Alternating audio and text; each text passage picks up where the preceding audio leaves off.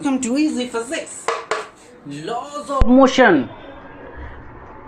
Football को चलाने के लिए जो रुकी हुई है कि ग्राउंड में you have to kick it, धक्का देना होगा।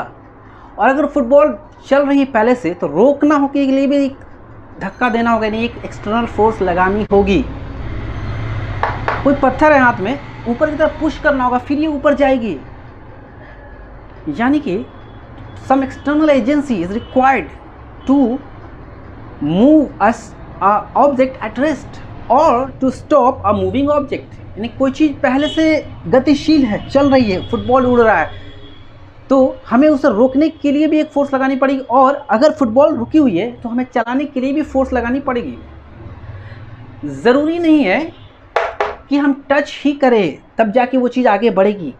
some external agencies can exert force away from a distance। जैसे कि ग्रेविटी ने खींच दिया नीचे, हालांकि ग्रेविटी दूर है जहाँ से फोर्स लग रही है। मैग्नेट दूर से पुश कर सकती है दूसरे मैग्नेट को। So here we are continuing with us. I am Saim, hope you are doing well.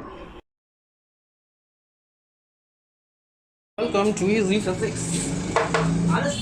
फैलासी यानी अरस्तु साहब जो ग्रीस के थे निवासी, उनकी क्या भ्रामकता थी, यानी कि उनका एक कंसेप्ट था। उस ज़माने में तमाम लोग का यही कंसेप्ट था कि किसी चीज़ को मोशन में रहने के लिए एक एक्सटर्नल फोर्स की ज़रूरत है। यानी कि जब तक कोई एक्सटर्नल फोर्स यानी बाहर से कोई बल नहीं लगे वो चीज़ मोशन में, एक्सेलरेशन में नहीं रहेगी।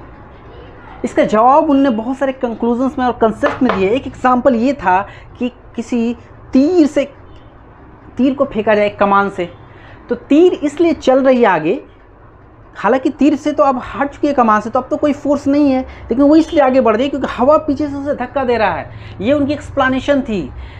आगे चलकर ये इनके तर्क में एक कमी थी। There was a flaw in this Aristotle's argument. The flaw was कि मान लीजिए कि एक कार चल रही है, अब चलती हुई कार फ्रिक्शन की वजह से, जो रोड में फ्रिक्शन होती है, रोड में जो चक्के पर लगेगी उसकी वजह से रुक जाती है। क्योंकि अगर फ्रिक्शनल फोर्स नहीं होती मान लेते तो गाड़ी जिस तरह चल रही थी उसी स्पीड में चलती ही रहती, वो रुकती ही नहीं। So there how the Aristotle's argument failed. Hope you are doing well. I am Saim, continue with us, like us, comment us, ask us questions.